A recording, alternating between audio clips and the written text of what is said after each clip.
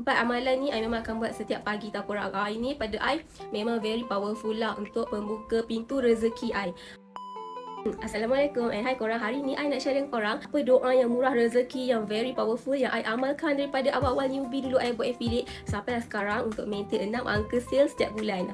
Doa ni power tau. Nak tahu tak apa dia?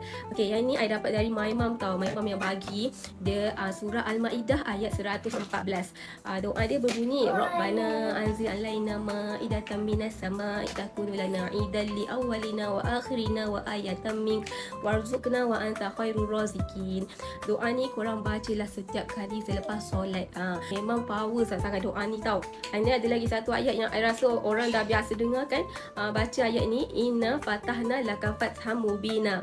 Yang ni I akan amalkan setiap pagi selepas duha 11 kali. Okay, so apa yang I buat is setiap hari buat duha 2 rakaat. Lepas tu baca Al-Waqi'ah, and then baca doa yang surah Al-Maidah tu, dan juga baca inna fatahna laka fatham mubina. 4 amalan ni I memang akan buat setiap pagi tau korang. Ini pada I memang very powerful lah untuk pembuka pintu rezeki I. Okay, selain daripada kita buat video yang menarik, konsisten, video ada hook, CTA tu semua. So cara I bertawakal dengan Allah, I buat macam tu.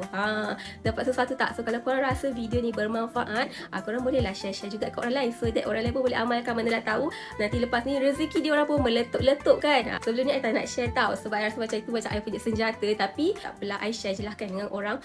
So korang selamat mencuba dan jangan give up, okay? Fighting!